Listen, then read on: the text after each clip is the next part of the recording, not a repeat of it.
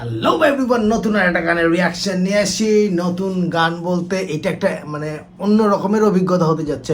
অভিজ্ঞতা অন্য রকম কেন সেটা বলি। সেটা অবাক ভালোবাসা অ্যালবাম, যেটা 90s-এর সুপার ডুপার হিট ওয়ারফেজ ব্যান্ডের, আমাদের বাংলাদেশের one of the best band. তো তারা তাদের অন্ধজীবন একটা গান ছিল, সেটাকে রিমেক করছে। সেই রিমেকটা আমরা শুনবো এবং ওই ওই আগের ভার্সনটারও একটু ক্লিপ শুনবো। Let's here first Warfaze.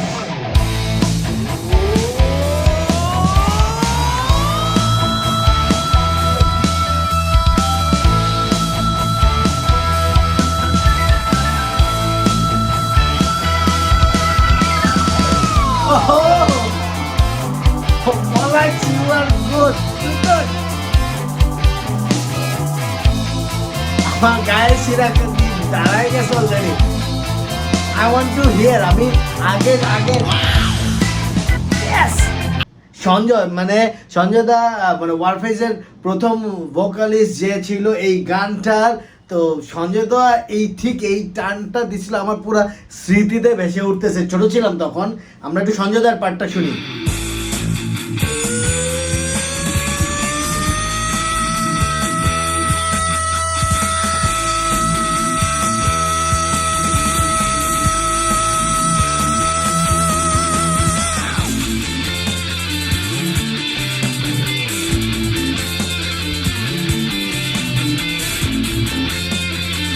নব্বই দশকে কি করে গেছে তারা।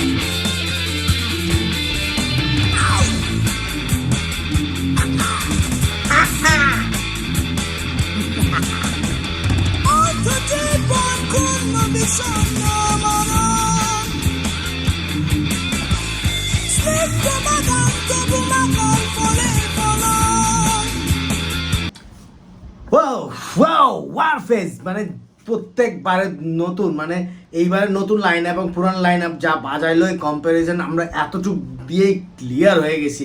Warfaze, you are the one. আমরা বাকিটা শুনি নতুন ভার্সনে।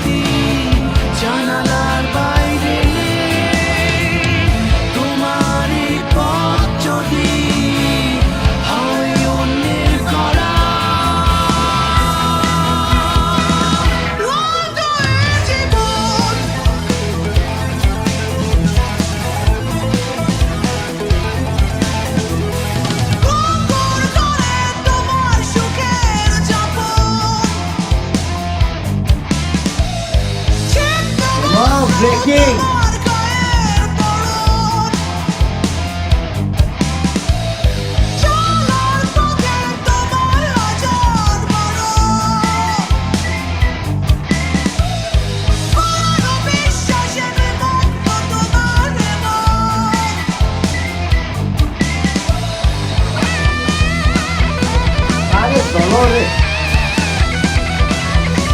Pagla, pura Isame pagla.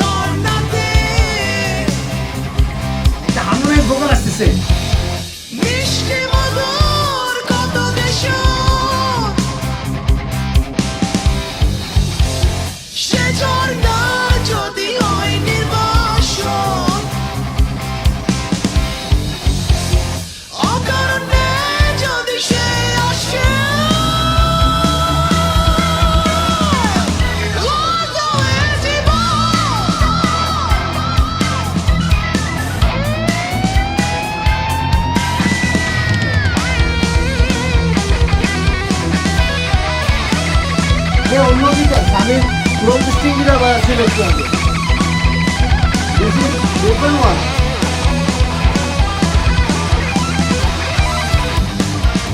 Wow!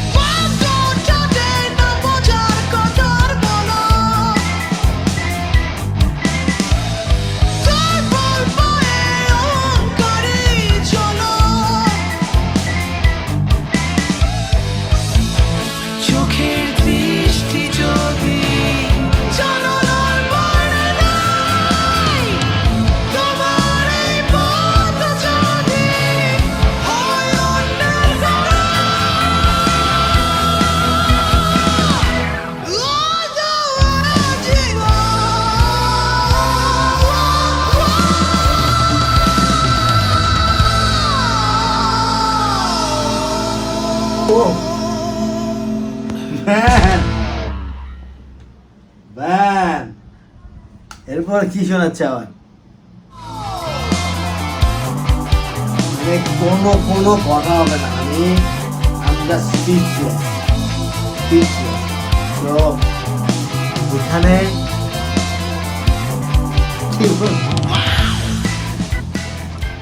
গানটার আমার কাছে যেইটা মনে হয়েছে, সেই যে আমরা যখন ছোট ছিলাম স্কুলে থাকতে শুনছিলাম অবাক ভালোবাসা সঞ্জয়ের, তখনই মনে হইতো ওই গানটার তো আসলে উল্টে দেওয়া গান।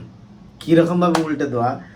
নর্মালি একটা গানের স্ট্রাকচার সাজানোর সময় আমরা কি করি, গানটাকে একটা লেভেলে আমরা গাই অথবা শুনি, মানে গানগুলো হয় সাধারণত। এরপরে কোনো একটা কোরাস পার্ট বা কোনো একটা স্পেশাল লাইন যেটাকে অনেক হাই পিচে, হাই সুরে, উপরের স্কেলে নিয়ে যাওয়া হয়, যেটাকে আমরা বলি চিৎকার করে সামথিং লাইক দ্যাট, যে আমি আসলে তো গেতে পারি না ওরকম। সো এভাবে করে নর্মাল যেতে হাই, but this song is something different that started with the high pitch, high মানে notes, এবং দেন এই গানটা কিছু কিছু জায়গাতে নেমে আসছে normally. this is different, right? মানে অন্ধ জীবন না না না না না না না না না না না না না না না, মানে উপরে দিয়ে শুরু হয়ে নিচে স্কেলে নেমে আসলো, আবার এটাকে ওইখানে যে মানে কি, এটা জাস্ট পাগলামি। এটা দিস ইজ আওয়ার প্রাইড, আমাদের বাংলাদেশি ব্যান্ড। হ্যাঁ, সে নব্বই দশকে কাজ করে আসছে তারা। আমি এর আগের ভিডিওতেও বলছি, 90 দশকে এই গান বোঝার মতো ব্যান্ডের এই ধরনের গান, বাংলা গানে যে এইগুলো হচ্ছে, এটা কত উন্নত একটা ওয়েস্টার্ন কালচার বা রক ঘরানার, মানে এই জনরার গানের যে কোন লেভেলের একটা প্র্যাকটিস এবং কোন লেভেলের ট্যালেন্টেড মিউজিশিয়ানস আমাদের এইখানে এই কাজগুলো করে গেছে। তখন বাবারে এই অডিয়েন্স ছিল না আমাদের। This is too bad luck for Warfaze and for those who like the rock pattern. So তাদের জন্য এইটা যে ওই ছিল না, গুটি কিছু মানুষ গানগুলার গুরুত্ব, গভীরতা এইগুলো বুঝতো। হ্যাঁ, আমি এর আগেও বলছি যে আমরা টুকটাক যারা একটু নাগরিক বা শহরভিত্তিক অডিয়েন্স ছিলাম, আমরা যারা একটু দেশি বিদেশি গান সব রকমের পছন্দ করতাম, বাংলা ব্যান্ড যখন মাত্র উত্থান, ওই সময়ে আমরা শুনেই আমি পার্সোনালি, আমি দু একটা বন্ধু বান্ধব আমরা এখনও বলে যে তুই বলছিলি যে ওয়ারফেজের এই লেভেলের গান বোঝার দর্শক বা শ্রোতা এখনও বাংলাদেশে তৈরি হয় নাই। অল্প কিছু মানুষ এটার ডেপথটা বুঝতে পারছে। আই ওয়াজ রাইট যে এইটা রিমেক করার পরে মনে হয়েছে শুনে রিমেকে যে খুব বড় কিছু চেঞ্জ নিয়ে আসা হচ্ছে তা না, হ্যাঁ। তো বাট এই রিমেকগুলোর ওই গানগুলোর স্ট্যান্ডার্ডটাই এমন ছিল, আজকে থেকে 30 বছর পরে শুনে মনে হচ্ছে this is the latest one. এবং ইদানিংকার, সরি টু সে দ্যাট, আমি কাউকে ছোট করতেছি না, ইদানিংকার অনেক ব্যান্ড আছে যারা নিজেদেরকে ব্যান্ড বলে এবং অনেক বড় বড় ব্যান্ড কনসার্ট করতেছে, অ্যালবাম বাইর করতেছে, লাখ লাখ ভিউজ পাচ্ছে, তারা এই লেভেলের স্ট্যান্ডার্ডকে এখনও রিচ করতে পারে নাই। They are seeking to reach something different, but they could not reach that standard that Warface did since 30 years back. Wow! মানে ওয়ারফেজের অবাক ভালোবাসার অ্যালবামটা আমি অনেককেই রেফার করছি, খালি ওয়ারফেজের অবাক ভালোবাসা না, এখানে আরও অনেক ওয়ারফেজ একা বলবো না, আরও বেশ কিছু আমাদের শ্রদ্ধেয় প্রয়াত আয়ুব বাচ্চু আর এলআরবির কিছু গান আছে, বা ওই আমলে যারা ছিল, জেমস উইনিং, মানে ফিলিংস, যে নগরবাউল ব্যান্ডটার নাম তো আসলে জেমস ফিলিংস ছিল প্রথমে, তাদের যেই সব গান কিছু আছে পুরনো ধাঁচের, সো সেই গানগুলা যে স্ট্যান্ডার্ড রিচ করছে আমাদের মাস লেভেলের, মানে অল্প কিছু দর্শক আছে এক ধরনের এই ধরনের স্ট্যান্ডার্ডগুলোকে ধরতে পারে, গুরুত্ব দেয়, পছন্দ করে, তাদের ভক্ত হয়। But mass people of our country is that standard, যারা গ্রামে বা শিক্ষা থেকে বঞ্চিত, বিভিন্ন নাগরিক সুবিধা থেকে বঞ্চিত, এবং এই যে আধুনিক জগতে কি হচ্ছে না হচ্ছে তাদের থেকে অনেক দূরে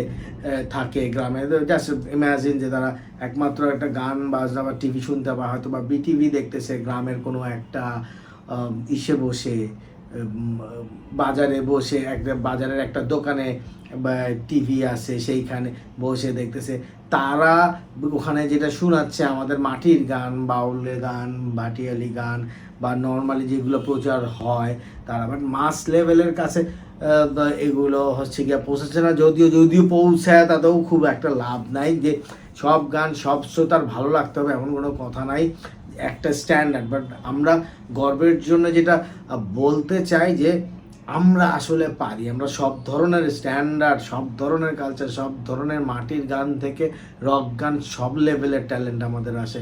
ওয়ারফেস জাস্ট প্রুভড ইট। এনিওয়ে, অনেক একটু সিরিয়াস কথা বলে ফেলছি, I am sorry for that. আসলে বিষয় হচ্ছে যে এই গানটা রিমেক করার পিছনে আমি জানি না কী কারণ আছে, বাট খুবই ভালো লাগছে দুইটা জেনারেশনের ট্রান্সফরমেশনে তারা যে ক্যারি করতেছে ওয়ারফেজ বা এই ধরনের ধারাগুলোকে, জিনিসটা ভালো লাগছে।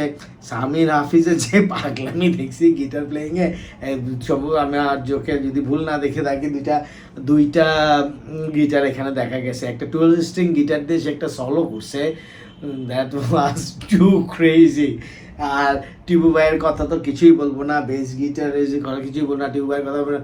এই গানটার মধ্যে যে মানে কিছু ব্রেক দিয়ে যে ড্রামসের কিছু কাজ আছে, এইগুলো বুঝলে যে আমরা যে কোন লেভেলের মিউজিক আসলে করতে পারি, মানে ইউ উইল মানে জাস্ট রিয়েলাইজ যে আমাদের স্ট্যান্ডার্ডটা কি।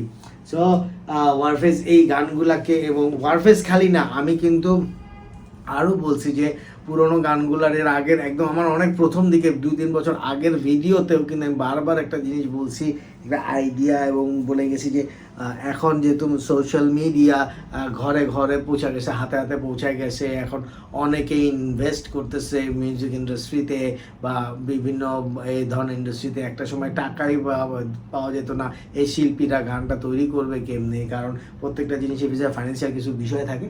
তো সেগুলো যদি বিচার করি, এখন অনেকেই আসতেছে আমাদের লিজেন্ডারি সিঙ্গার্সদের গানগুলো, বা যারা বেঁচে আছে বা যেসব গানগুলো আছে তারা যদি আবারও রিমেক করতো, ওই যে ডিজিটাল সাউন্ড, তখন আরেকটা বিষয়, তখন তো ডিজিটাল সাউন্ড রেকর্ডিং হচ্ছিল না, জাস্ট ম্যানুয়ালি রেকর্ড করা হয়তো, আমার মনে আছে এইসব দিনগুলা। সো এই জিনিসগুলো করতে পারলে আরও ভালো হয়, আমরা বই বিশ্বকে দেখা দিতে পারবো, আমরা অনেক আগে থেকে অনেক কিছু করতেছি রে বাবা, তোমাদের কাছে পৌঁছেছে দেরিতে। এনিওয়ে, গানটা কেমন লাগলো এতে কোনো ডাউট নাই, ভালো লাগবে সবার। আমার এই রিয়াকশন ভিডিওটা কেমন লাগলো যদি তোমরা একটু বলো, আমি খুবই এনকারেজড হব যে মানে আরও ভিডিও বানাতে। সাবস্ক্রাইব করে নাও, আমি এই সাবস্ক্রাইব করার কথা একদম শেষে বলি, কারণ ভালো লাগলে এমনি তোমরা সাবস্ক্রাইব করবা। You are too good audience, আমার যে কত ভালো অডিয়েন্স তোমরা, আমাকে তোমরা সাহস দাও। আমি বিভিন্ন ব্যস্ততা, কাজের ফাঁকে, প্রফেশনাল কাজের ফাঁকে যখনই সময় পাই আমি খুবই ক্যাজুয়ালি ভিডিও তোমাদের সাথে দেখি এবং বানাই। সো তোমাদের সাপোর্ট করলে আমি এটা কন্টিনিউ করে যেতে আরও সাহস পাবো। সো একটু সাবস্ক্রাইব করো, বেল আইকন চেপে রাখো, তাতে করে হবে তুমি যখনই গান রিলিজ পাবে তখনই তোমরা নোটিফিকেশান পাবা। সো আমি যেভাবে কথা বলি, আমার কথার ধরন, আমি সাবলীলভাবে যেভাবে ফিল করি, যেভাবে রিয়্যাক্ট করার চেষ্টা করি, রিয়েল টাইম রিয়াকশান, সাথে সাথে গানটা শুনে যে এরকম এক্সপ্রেশন আছে, আমি ফেকি মেকি অভিনয় এই জাতীয় কোনো কিছু পারি না রে বাবা। সো যারা এইটা পছন্দ করো ডেফিনেটলি তারা সাথে থাকবা, সাপোর্ট করবা এবং অন্যকে বলবা।